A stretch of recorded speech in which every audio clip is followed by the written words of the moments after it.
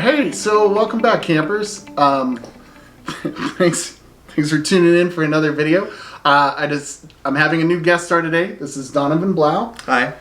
Tell them a little bit about yourself. I know you want to be an actor, but tell them what's going on. Yeah, I'm a would-be actor. No, I have acted for several years, mainly stage stuff, but I have done a couple things on film. Recently finished a film for Mesa Community College, starring in that. Antigone, it was their first actual feature-length film.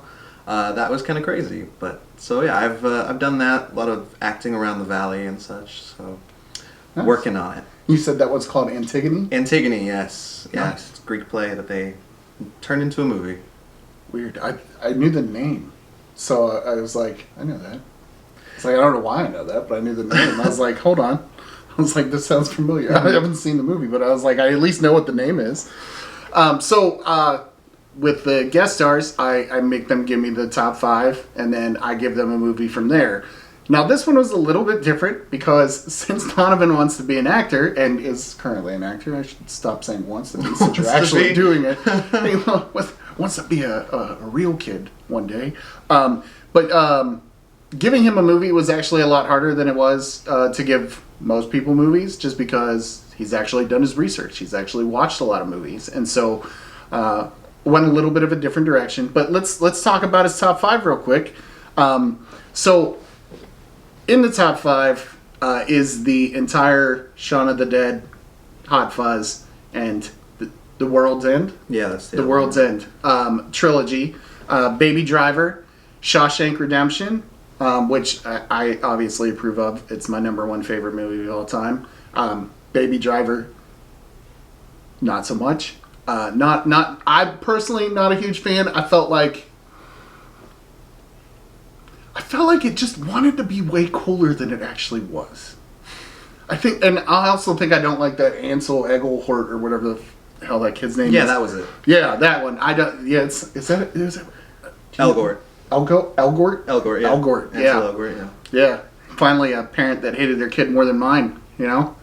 Anyway, he also liked 3 Billboards Outside of Ebbing, Missouri.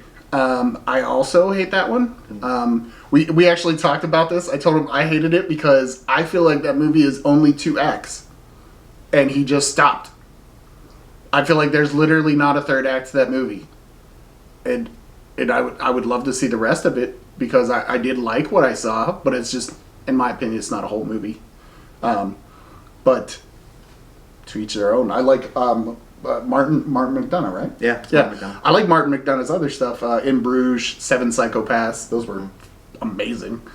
Just this one bored the shit out of me and had no ending. So it's fine. But he did. But Wait Until Dark is in his top 5, and I get that because we both agree that Audrey Hepburn is just one of the most gorgeous women that's ever walked this planet. To die for. Oh, she's amazing. It's ridiculous. Roman Holiday, just one of the greatest movies ever with one of the greatest endings ever. It's just, if you haven't seen Roman Holiday, I get that because it's like 1953. Ish. It's old. Yeah, let's go with ish. But if you get a chance, Roman Holiday is amazing. Honestly, you should just watch anything that has Audrey Hepburn. Breakfast with Tiffany, obviously, horribly racist character, but other than that, the rest of her catalog is fantastic. So just watch more Audrey. So that's just a win. But the movie I gave him to watch, we went through a lot of them before we actually found. Like I was like, hey, have you seen Empire Records? Because he used to work at the House of Used, which is the video store I go to all the time, which is how I met Donovan to begin with. We started on the same day. I just quit after like 3 weeks because my job kept changing my other hours, and so I was like, I can't figure out what I'm supposed to work and what I'm not supposed to work. This is not going to pan out. But he kept working there, and so I was trying Lucky Number 11. I love that movie. It's such a good movie. Yeah. But it in my opinion, it's kind of like Baby Driver, where it wants to be cooler than it actually is, but it's still pretty cool. So you're like, I still really like this. Empire Records, I tried to give him that one. Already saw that. I was going to give him 10-inch Hero, but it's like the... you've never seen 10-Inch Hero. No one has. Only Jensen Ackles and his wife have probably watched that movie just because Jensen Ackles is just a gift that this world has been given, and we should accept that. But that's irrelevant. So I decided you're allowed to laugh. I decided to give him. I said, "Do you like chick flicks? Do you like rom-coms?" And he said, "Yeah, I mean, yeah." But he's like, "I've seen most of them." I was like, "Well, I'm gonna give you one you haven't seen." He's like, "Well, I mean, I've seen a lot of them." And I was like, "Yeah, but I know you haven't seen this one." So I gave him My Sassy Girl, and he had not seen it because it's an American remake of a Korean movie directed by a French dude, which is really just a lot. There's just a lot happening there with that. But what it is basically just the story of two people that come across each other and start to fall in love, and then things happen. And one of the few things that I enjoyed, and I think this is what we talked about too, is that unlike a lot of rom-coms, you really don't know how this is going to plan out or play out. Like you really don't know if they're going to end up together or if they're not. And I think that the ending is fantastic because you really have no idea what's going to happen, which is kind of rare in a rom-com. But it stars Alicia Cuthbert, who you know from The Girl Next Door. She was on 24, The Ranch. And then Jesse Bradford, who...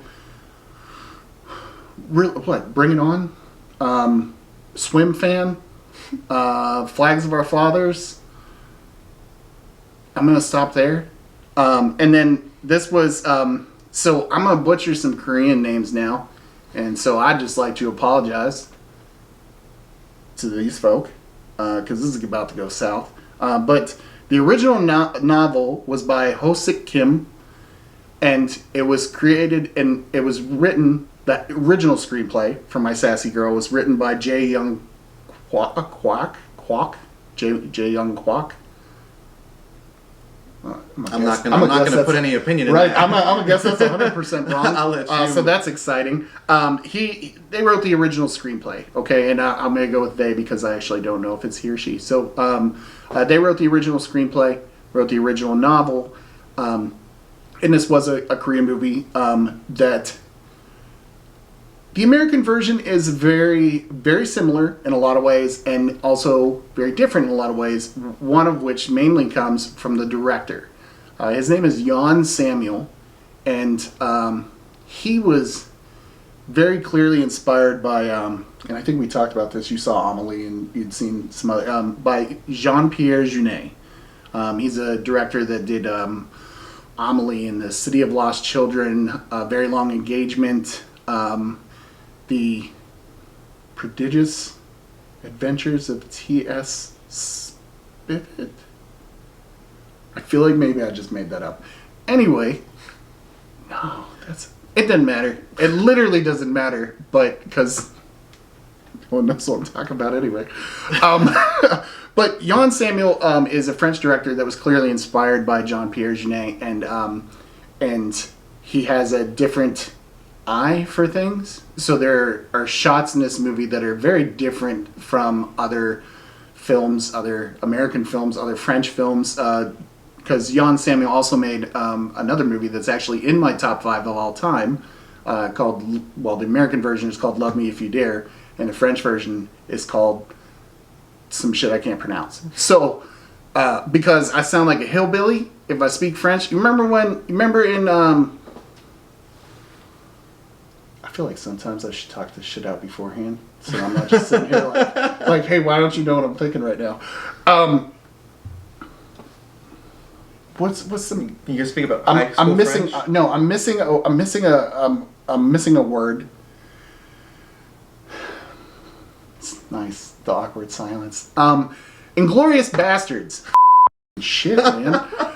So, Inglorious Bastards. When Brad Pitt talks Italian, and he's like "Buongiorno." That's what I sound like when I try to speak French. I sound like a hillbilly who's fighting against everything he can to not put the lilt in the words. So I'm not going to do that. But anyway, what did you think of the movie? What did you like? What did you hate? I really did like it. So it does follow, at least the beginning of the movie follows the same kind of pattern as any typical rom-com. And like you said, I've seen a lot. So I'm aware of the formula that pretty much all rom-coms follow.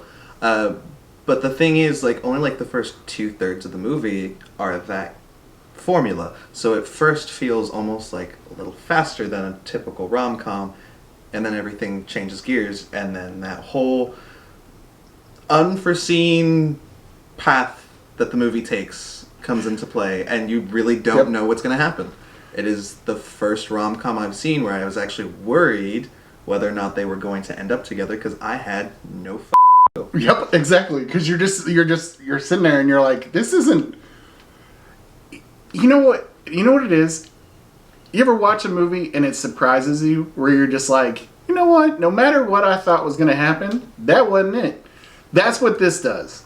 It's a rom-com. It's sort of, at the beginning, it follows the typical pattern that a rom-com would follow, and then it just goes off the rails and becomes something else entirely, and you're just like, I legitimately have no idea how this is going to play out. But it's so much fun, and the two of them actually, in my opinion, like, they work really, really well together. There's also, he has a best friend that's clearly there for, like, the comic relief. His name is Austin Basis. Sure. Yeah, I mean, it sounds made up, but I know that's his name. So that's why I froze for a second, because, like, I mean, I get it that people pick, like, stage names, but, like, that one's weird. Anyway, he's really funny, but he's, like, also just, he's not just there for the comic relief, like, he plays a part in the story as well, and so all of it was just very different, and the direction itself, it's nice to see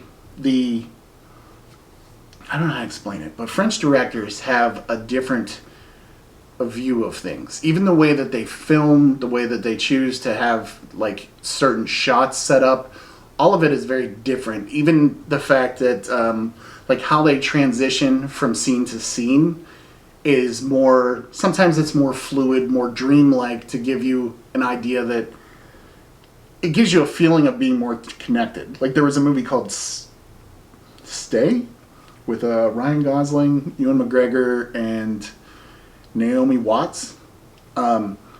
If you ever get a chance, the director, which I'm drawing a blank on that right now, I want to say it was like Mark Webb or something, but that's wrong. I know that's wrong. Anyway, it doesn't matter. In Stay, there are no fade to black scenes. Stay, every scene transitions with movement from one scene to another, so that everything gives this, like, dreamlike quality to the film, to the story itself. And that's kind of along the lines of what Jan Samuel does with My Sassy Girl. And so it's a great movie. I was really happy when you actually liked it, because I don't expect everyone to like the movies that I make them watch. Like, I really don't. I'm waiting for somebody to come in just pissed off. I hated it. Right? Like, just, why would you make me sit through this? Like, what did I do to you? Like, I'm waiting for one of those. Like, I'm sure I'll make somebody watch Thanksgiving one day, and I'm gonna get that. But I've been trying, like with the guest stars, I don't want to make them hate the show. So I've been trying to give them things that I think they'll like, that still fit the idea that no one's even heard of this movie.